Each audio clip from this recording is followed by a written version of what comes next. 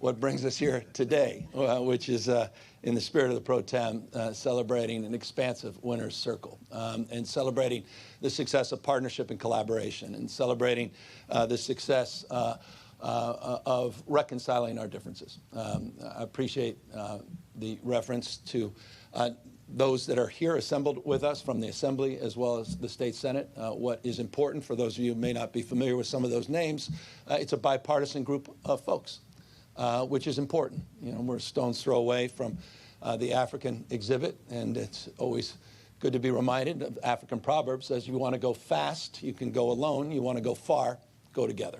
And we have made tremendous progress over the course of the last many weeks, trying to reconcile these simultaneous crises that we have.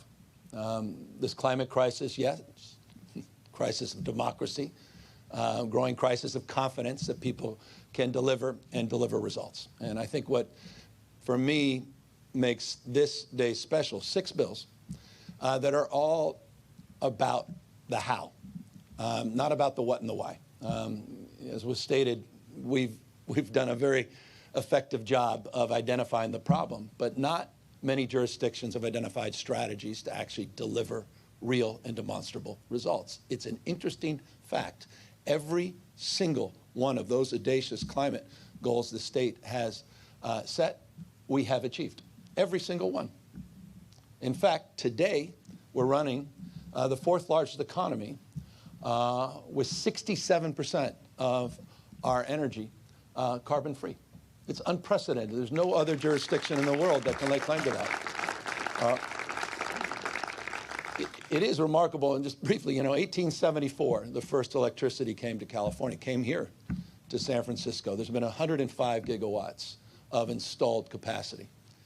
In just the last 6.5 years, we've installed over 30 gigawatts, about 1/3 of all the installed capacity, and the vast majority of that has been clean.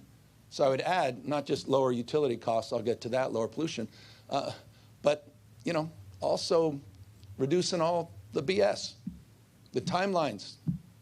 A lot of what we are signing today is about building on the reforms, the permitting and the zoning reforms, the land use reforms, and moving forward to get these large-scale projects done. That's what we have done with large-scale battery storage, 15,000 megawatts in the last 6 years. It's simply unprecedented. There's no other jurisdiction in the world can lay claim to that except China, interestingly, and the state of California. So our state of mind is firmly planted on the application, the implementation. And that includes a balanced approach in this context. The reason this is bipartisan, the reason you heard Kern County and others, is we have to effectively transition. This is not an ideological endeavor. We're in the practical application business. We've got to manifest our ideals and our goals. And so this lays it out, but it lays it out without laying tracks over folks. I know there are tracks we are starting to lay in the Central Valley that are part of this.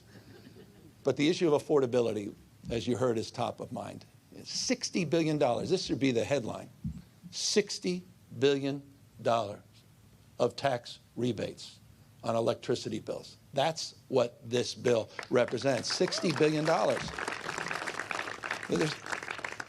There's not another jurisdiction that can lay claim to that.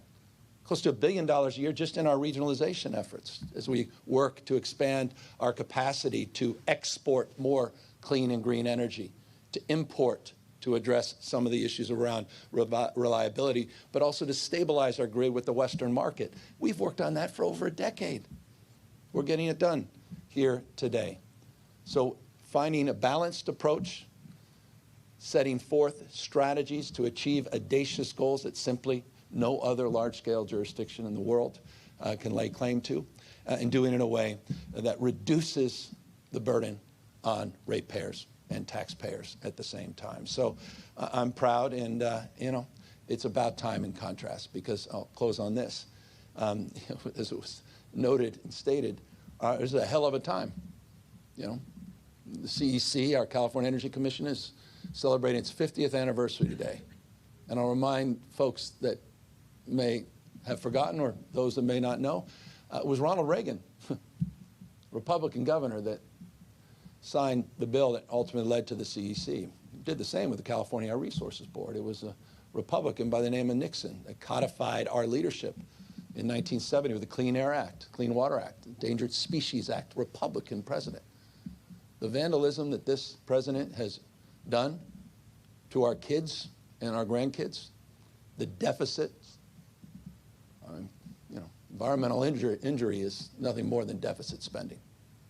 Healthcare costs, the burdens of cleanup costs in the next generation is a disgrace. It's a disgrace. It's also a front in the spiritual sense. And it's hard not to think about that in the context of these sentinels above you. This is the one thing that connects us generations, thousands and thousands of generations. There's something profoundly spiritual about that. It's an affront to God. Not my word. Those are the words of the Pope when we were at the Vatican a year and a half ago. So we recognize how precious this moment is and how important California is at this moment. And so I say all that, and this is a point of pride, who celebrated my oldest daughter's 16th birthday last night.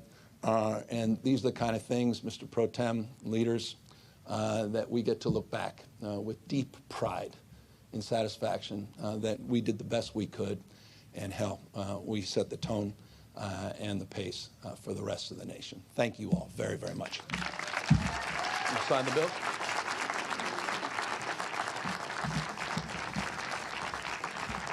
Members of the legislature and all speakers, please join the governor at the podium to sign the legislation.